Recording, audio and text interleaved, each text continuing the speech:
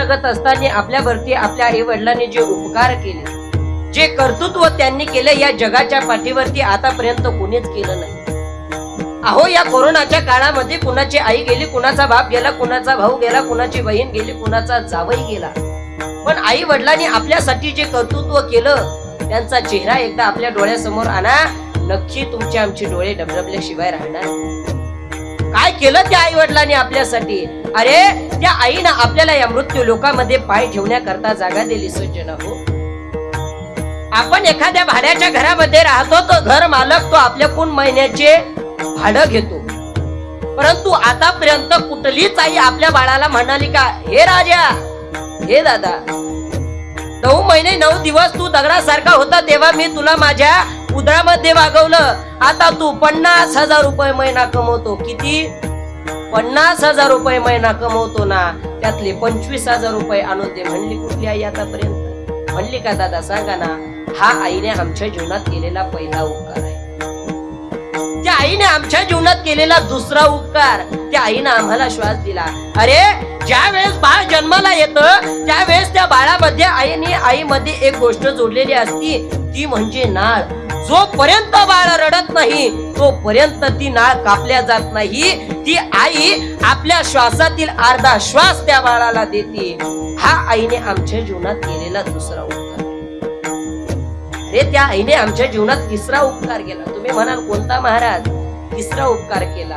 त्या आईनं आम्हाला दिलेली हाडं. अरे, आम्ही मेल्याच्या नंतर मांस जळतं, मोठमोठी लाकडं जळतात, धिप्पाडच्या धिप्पाड लाकडं जळतात, परंतु आमची हाडं जळत नाही. त्याचं कारण एकच, की ती हाडं आमच्या आईच्या दुधातील कॅल्शियम पासून बनलेली आहेत. म्हणूनच हा आईने आमच्या जीवनात केलेला तिसरा उपकार आहे. किती उपकार आहे? तिसरा. मला सांगा, इथं बसलेल्या प्रत्येकाने लहानपणी आपल्या आईचा गोड दुधाचा पाना पिलाय ना दादा? पिलाय ना? मग मला सांगा, ज्या वेळेस आपण लहानपणी असताना आपल्या आईच्या स्तनाला दूध पितो, दूध पित असताना त्याच आईच्या छाताडावर आपण काय मारतो? लाथा मारतो. या जगात जर स्वतःच्या छाताडावर लाथा खाऊन जर बाळाला दूध पाजणारे कोण असेल, या जगाच्या पाठीवर जर स्वतःच्या छाताडावर दूध पिऊ घालणार पाजणारी जर कोण असेल तर ती म्हणजे आई. अरे, त्या आईने आमच्या जीवनामध्ये केलेला हा चौथा उपकार आहे. अरे, सगळ्यात मोठी गोष्टी म्हणजे त्या आईनं दिली अब्रूदान. अरे, हजारो लोक बसू द्या, लाखो लोक बसू द्या, पण आपल्या मुलाला जर तहान लागली, आपल्या मुलाला जर भूक लागली ना, त्या लाखो लोकांचा विचार करत नाही, त्या हजारो लोकांचा विचार करत नाही. आपल्या पोराला जर भूक लागली ना, तर कुणाचीही पर्वा न करता त्या बाळाला पदरा आड घेऊन दूध पाजणारी जर कोण असेल तर ती म्हणजे आई. त्या आईचं कर्तृत्व हे आपल्यासाठी महानच आहे हो. त्या आईने आपल्याला जीवनभर प्रेम दिलं. त्या आईने आपल्यावरती आपल्यासाठी नाही ते केलं, राबली, कष्ट केले नाही ते आपल्या आईने केलं आपल्यासाठी. आपल्याला जीवनभर त्या आईने आपल्यासाठी आपल्याला प्रेम दिलं. पण बापाचं काय? बाप आपण कुठेतरी विसरतच चाललो. 2 टायमाचं जेवण करून घालणारी आई आपल्याला आठवते. काय म्हणतोय मी? 2 टायमाचं जेवण करून घालणारी आई आपल्याला आठवते, पण त्या 2 टायमाच्या जेवणाची व्यवस्था करणारा बाप आज आपण कुठेतरी विसरत चाललोय. शास्त्राने आईला हे प्रथम स्थान दिलं, मातृदेव भव. बापाला दुसरं स्थान दिलं, पितृदेव भव. अरे, शाळेत जर गेल्याच्या नंतर सरांनी सांगितलं आपल्या आवडीचा निबंध लिहून आणा. प्रत्येकाने लिहिला माझी आई.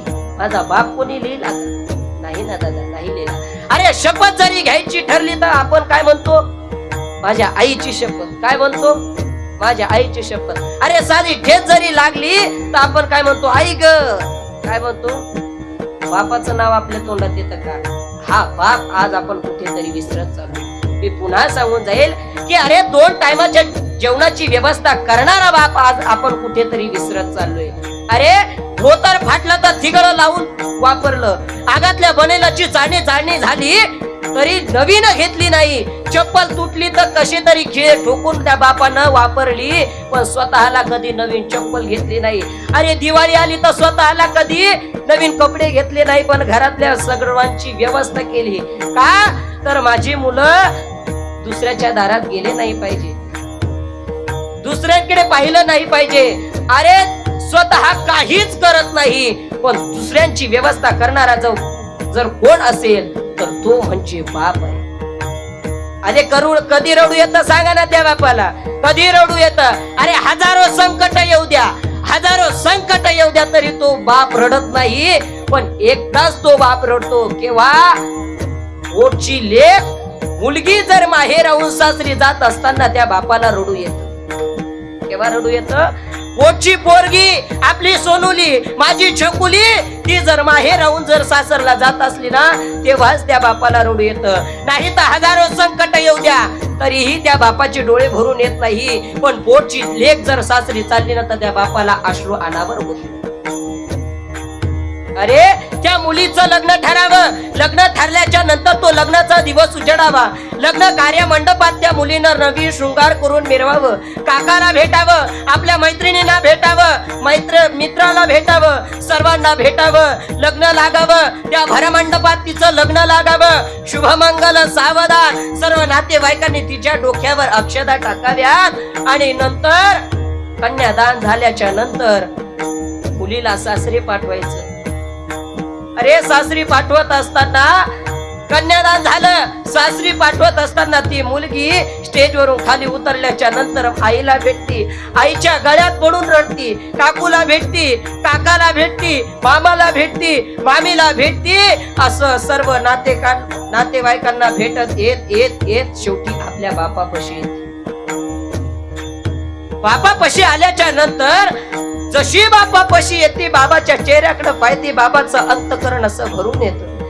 बापाचं अंतकरण भरून आल्याच्या नंतर बाप तळाटीशी त्या आपल्या लेकीला मिठी मारतो. ती लेक, ती सोनुली, छकुली आणि तो बाप एका ठिकाणी गळ्यात पडून रडताय. जसे जायकवाडी धरणाचे दरवाजे उघडावे आणि जसा ते पाणी निघावं तसा तो बाप आपल्या अश्रूंना वाट मोकळी करून देतो.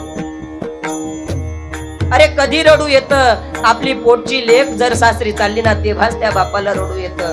तो बाप मनामध्ये विचार करतो की अरे माझी शकुली जाणार, माझी सोनुली जाणार, माझी पोटची लेक आता या इथून जाणार, आता मला कधी कधी दिसणार नाही. आली तर आली दिवाळीतून येणार, उन्हाळ्यातून येणार, रक्षाबंधनाला येणार, पण नेहमी डोळ्यासमोर असणारी माझी पोरगी, नेहमी माझ्या डोळ्यासमोर असणारी माझी पोरगी आज मला 4-4, 5-5 महिन्याने दिसणार, ही पोटची लेक. बाप विचार करतो की अरे मला कोण विचारणार आता की दादा गोळ्या घेतल्या का, दादा तुम्ही जेवले का, कोण विचारणार सांगा ना. तो बाप ढसा ढसा त्या ठिकाणी रडतोय. अरे माझ्या बायकोचं जर भांडण झालं ना तर माझ्या पोटच्या लेकीनं माझ्यापाशी यावं आणि माझी समजूत काढावी की बाबा दादा आईचा स्वभाव तसाच आहे रे, आईचा स्वभाव तसाच आहे, तुम्ही नका राग धरू, तिचा स्वभाव तसाच आहे, तिचं बोलणं तसंच आहे. बाबा तुम्ही राग धरू नका ना बाबा, तुम्ही जेवण करा बाबा, गोळ्या घ्या बाबा, तुमची तब्येत ठीक राहत नाही बाबा, जेवण करा बाबा. तो ती मुलगी बापाची समजूत काढते. पण अशी समजूत आता याच्यानंतर कोण काढणार असा विचार तो बाप करतोय. डसा डसा त्या ठिकाणी तो बाप रडतोय. सांगा ना दादा, एकुलती एक मुलगी माहेराहून जेव्हा सासरला जाते ना त्याच वेळेस त्या बापाला रडू येते. काही तर हजारो संकट येऊ द्या तो बाप रडत नाही, फक्त मुलगी जेव्हा सासरला जाते ना त्याच वेळेस त्या बापाला रडू येतं. आणि अशा या बापाला आपण विसरत चाललो. एक सांगू का,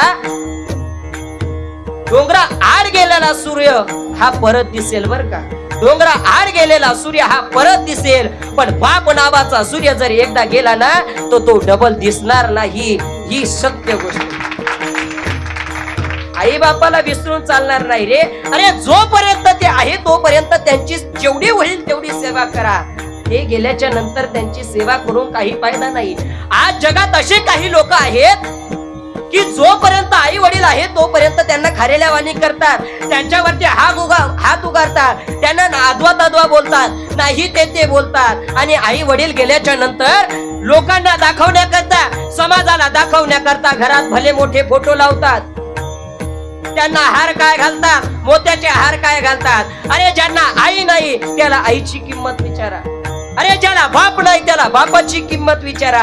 आई वडील गेल्याच्या नंतर त्यांची सेवा करून काहीच फायदा नाही. आई वडील गेल्याच्या नंतर त्यांच्या नावाने अन्नदान करतात. आई असताना जर केलं ना तर त्यांचा लय मोठा आशीर्वाद तुम्हाला लाभेल.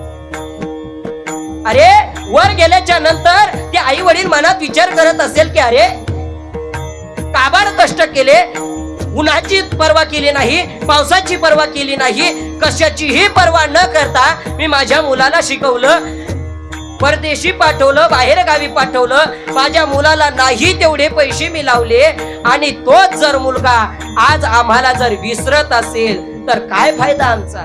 अरे तो वर जाऊन म्हणत असतील मी तुझ्यासाठी जीवन जाळिले रे बाळा, तुने नाही पाणी पाजिले, मी तुझ्यासाठी जीवन जाळिले रे बाळा, तुने नाही पाणी पाजिले. मेल्यावर ते रडतो कशाला, उगीच तान नको देऊ कशाला, उगीच तान नको देऊ कशाला.